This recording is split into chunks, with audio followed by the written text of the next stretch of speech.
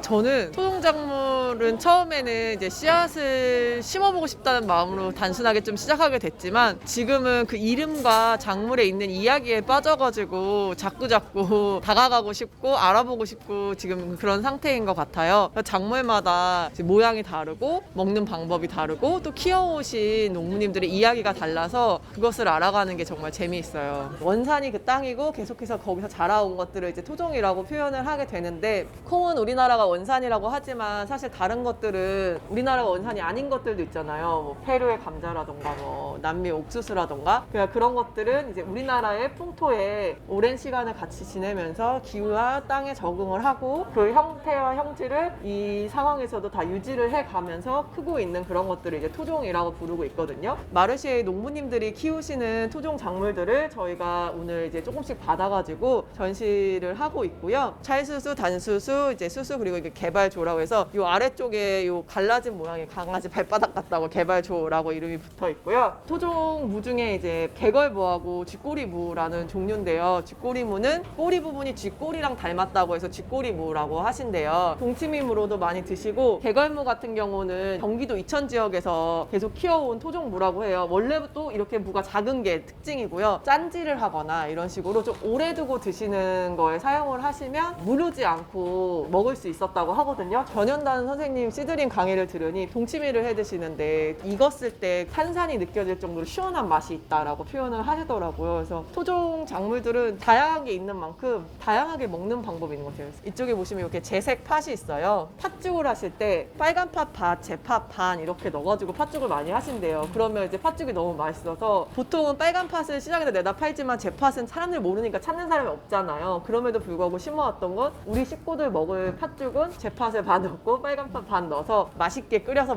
먹으려고. 가지 같은 경우는 어렸을 때는 좀 더 이렇게 약간 진한 보라색이다가 점점 이렇게 녹색빛이나 노란색빛이 점점 섞여요. 그러다가 마지막까지 두게 되면 노랗게 바뀌기도 하거든요. 횃불가지라고 좀 길다란 게 있어요. 근데 누가 이제 그거를 그냥 씨앗을 받으려고 밭에 두셨는데 어떤 분이 보시고 왜 밭에 바나나가 달려 있어요? 라고 물어보셨대요. 근데 그렇게 얘기를 할 정도로 노랗게 되거든요. 그렇게 된 가지는 이제 따서 한 일주일간 후숙을 해요. 그러면 이제 겉에 살들이 단단한 게 좀 물렁물렁해지거든요. 그 다음에 십자로 가르거나 뭐 세네 줄기로 갈라서 이제 말려요. 이제 살이 마르면서 안에 있던 씨앗들이 더 잘 보이게 되거든요. 그 씨앗들을 나중에 이제 긁어내서 보관하면 이런 식으로 이제 가지 씨앗이 되는 거예요. 이쪽은 이제 그 들깨가 있는데요. 준비해주신 매한생명창고 농부님께 들깨 이름이 있나요? 이렇게 여쭤봤거든요. 그랬더니 들깨는 그냥 집집마다 진짜 씨앗을 심어왔기 때문에 따로 이름은 없어요. 근데 보시면 색깔이나 모양이 다 달라요. 그리고 이름이 없는 대신 각각 키우신 농부님 이름표가 붙어 있거든요. 원래 드시던 들기름대로 드셔. 한번 드셔보세요.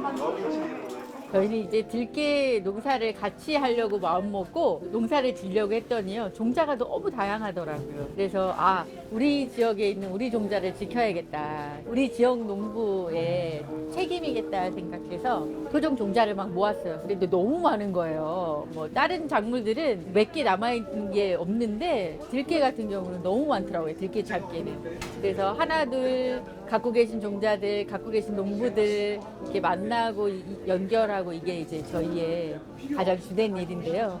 요즘 이제 들깨를 막 수매하는데 사연들이 되게 다양하세요. 특히 최근에 만난 농부님은 와이프 부인이 시집 올 때 종자를 갖고 오셨대요. 전라도 분인데 이 들깨 농사 지은 수입은 무조건 드린대요. 사모님을. 그게 처가에서 이제 장모님이 이 들깨를 시집 보낼 때 넣어주신 의미는 결국 이 들깨로 농사지어서 잘 살았으면 좋겠다 이 마음인 것 같아서 고수입은 계속 사모님이 이렇게 가져 쓰신다고 하더라고요. 그래서 들깨는 들깨마다 집안에서 이어져 온 내력과 이야기가 다 있어서 따뜻한 마음이 있는 것 같아요. 지금 생각나는 쌀 5개 이상 얘기하기도 사실 쉽지가 않잖아요. 1000가지가 넘었다는 게 좀 상상하기 어려운 종류긴 해요. 우부농장에서 양평에서 키우신 여러 가지 토종 쌀들도 맛볼 텐데 좀 더 커요. 토종 쌀들이 일반 쌀에 비해서. 3년 전에 양평군에서 토종교를 같이 한번 협력으로 연구하고 농부님들한테 권장을 한번 해보자. 첫 해에는 그 8농부에게 108종을 심게 했어요. 그 중에 이제 나한테 어울리는 품종이 뭔가를 찾는 거였죠. 그래서 2년 차는 52품종까지 심고 올해 20품종을 심었어요. 그거는 이제 찾아가기 위한 과정이었고, 그래서 북극조는 고영일 농부가 좋아하는, 그래서 이런 쌀이 나오고, 그다음에 가위철은 김종석 농부. 토종벼가 사실은 100년 전에 다 사라진 거거든요. 일본에서 들여온 개량종 품종으로 다 심게 했거든요. 그걸 그냥 순수하게 우리는 받아들였어요. 왜 그랬냐면 그 수확량이 많았거든요. 키는 작고. 그리고 화학비료라는 걸 쳐야만 수확량이 많아지거든요. 근대 농법이 시작되면서 우리 토종이 다 이제 사라지게 됐고, 없어졌는 줄 알았는데 알고 봤더니 유전자원센터에 450품종이 있었던 거예요. 종자로 요만큼씩 냉동고에 갇혀 있던 걸 제가 이제 12년 동안 계속 작년까지 450종을 다 복원을 했고, 그 복원 과정에서 이제 주요한 품종들을 상품으로서 가능한가.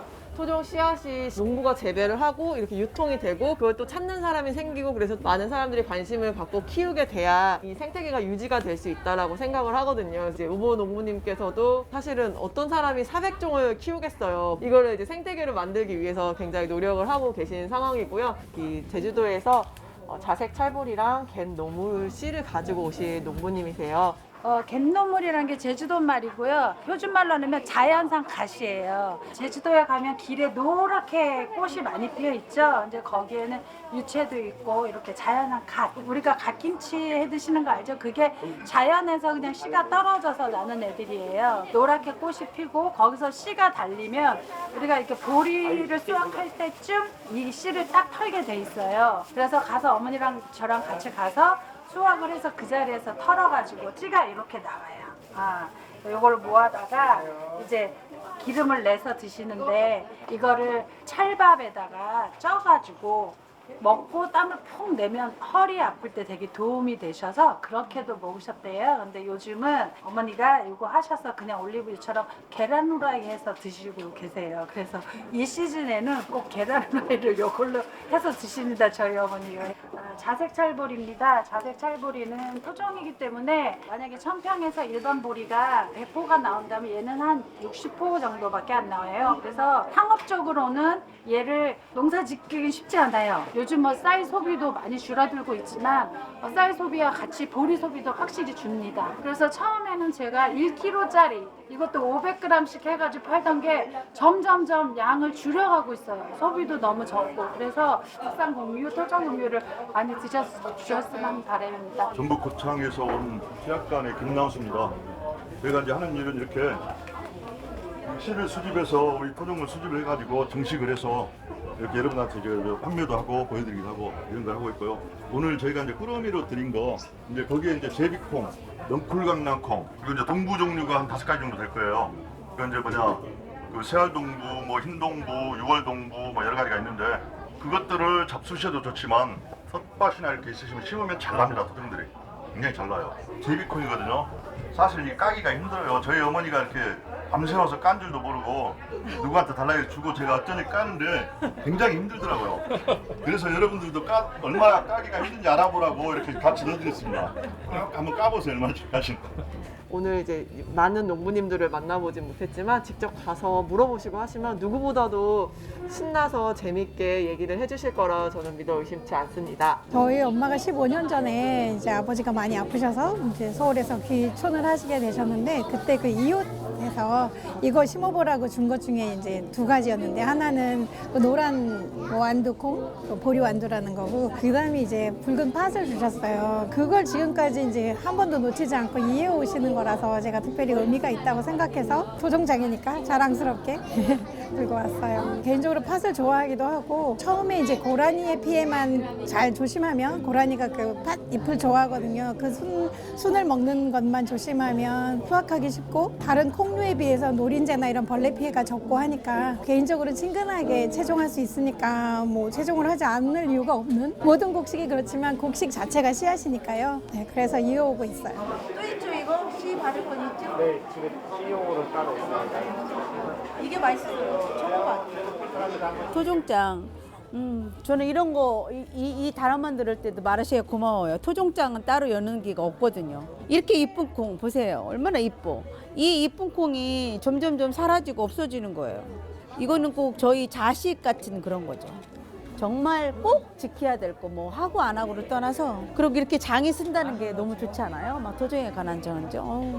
이런 때 농부로 행복해요. 진짜. 항상 얘네들은 농사를 지면 새로운 작물이 나오잖아요. 참 가을이 되면 나오는데 이거 딱 열매가 맺혔을 때 볼 때 이 다양한 컬러풀한 거 그 어느 사람이라도 못 만드는 이런 거 너무 좋아요. 저는 농사 질 때 이게 다양한 거 진다는데 너무너무 행복해. 만약에 한 종류만 지세요 그러면 농사 짓기 재미없을 것 같아요. 근데 여러 가지 짓고 얘네들이 어울려서 또 여러 가지 막 말로 표현이 안 되는데 여러 가지 농산물이 나오는 건 그리고 이것도 알려야 되잖아. 우리만 먹고 끝나는 게 아니라 토종장이 되어서 사람들한테 알리는 그것도 너무 좋아.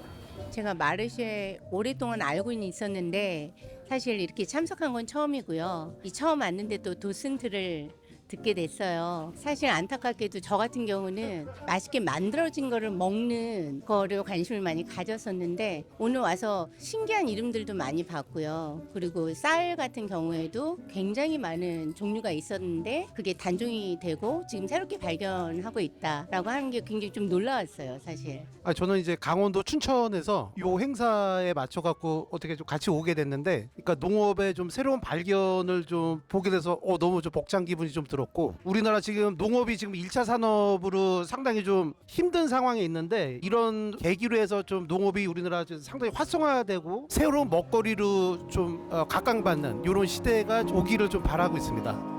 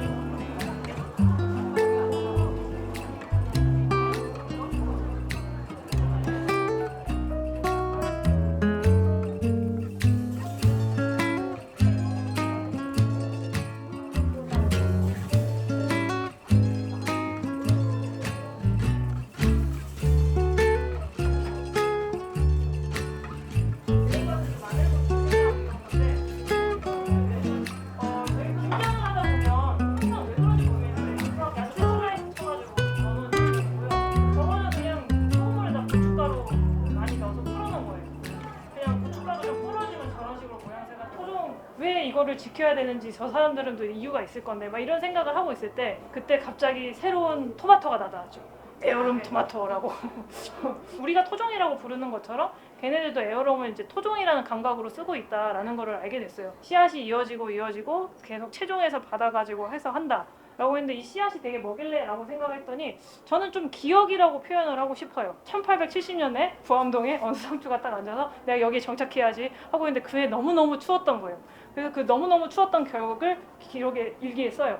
유전자라는 일기에 써요. 그러고 난 다음에 씨앗에 담아가지고 그 밑에한테 올해는 이렇게 추웠으니까 다음에 추울 때는 이렇게 대비해야 된다라고 해놓은 거죠. 그래서 좀 시간이 흘려. 한 12대 상추가 또 기억을 해요. 1880년 벌레가 올해는 너무 창궐 해가지고 너무너무 고생을 했어. 그래서 내가 원래 되게 예쁜 사람이 될 수 있었는데 내가 벌레를 막아낸 데다가 너무 쓴 사람이 됐어. 그러나 너는 그렇게 살지 말고 되게 아름답게 살기 바래 하고 기록을 해가지고 유전자에 넣어요. 그래서 또 씨앗에 연결이 돼요.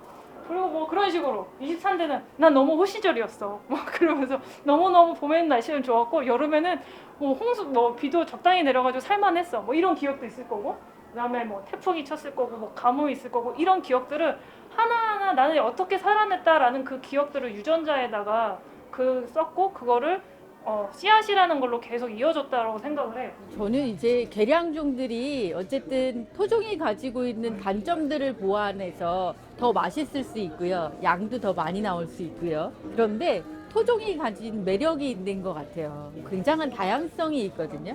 저희도 농사 지어 보면 어떤 기름은 기름량도 되게 많이 나오고 어떤 기름은 되게 부드러운 맛이 있고 어떤 기름은 쓰기도 하고 뭐 이렇게 되게 다양한 맛들이 있어요. 근데 우리는 어느 순간 딱 국역화된 이게 맛있는 거야. 여기에 너무 익숙해져가지고 그 방향으로만 계속 농사를 지어오는 것 같아요. 근데 저희는 작물의 다양성은 종의 다양성이고 또 이 똑같은 종자라고 하더라도 농부가 어떻게 농사를 짓느냐에 따라서 작물의 맛이 달라지는데요. 그런 맛들을 지켜가고 또 그런 분들이 계속 농사 지을 수 있게 이거 농사 졌더니 여기에서 이렇게 값지게 써주네? 이 농사 계속 지어야겠다. 이제 이런 생각이 농부님들한테 들게 그렇게 하고 있습니다. 씨앗을 이어나가는 마르쉐 농부님들의 토종 곡물들을 저희가 받아서 나만의 곡물밥을 하나 만들어보고 내가 먹는 음식이 어떻게 온 음식인지를 한번 되돌아보고 무엇이 좋은 음식인지 가볍게 고민해보는 그런 워크숍입니다. 제가 이번 워크숍 준비하면서 저도 정말 모르는 토종콩의 세계를 알게 되고 마르쉐 농부님들도 새롭게 알게 되었는데요. 정말 씨앗을 이어나간다는 게 쉽지 않은데 계속 보존해주시고 가꿔주심에 대해서 굉장히 감사함을 느꼈고 또 새롭게 알게 된 토종콩의 세계에 대해서도 너무 즐거운 마음으로 탐구하는 마음으로 워크숍을 준비해서 많은 분들이 더 마르쉐 농부님들의 토종 곡물들을 경험해봤으면 좋겠습니다. 저는 콩을 원래 좋아하기는 하는데 콩의 생김새에 대해서 막 이렇게 다양하다고는 알지 못했고 또 제가 평소에 먹던 콩도 이런 정확한 이름이 있다는 것도 잘 몰랐어요. 그냥 검정콩, 하얀콩 이런 식으로 불렀지. 그런 거 알게 돼서 되게 재밌었고 이거를 한 번에 먹어본 적은 없는 거예요. 그러니까 이거를 다른 점을 느낄 수 있어서 너무 좋았어요. 그래서 이 콩이 이런 맛이 났었다고? 이런 걸 알게 되니까 좋더라고요.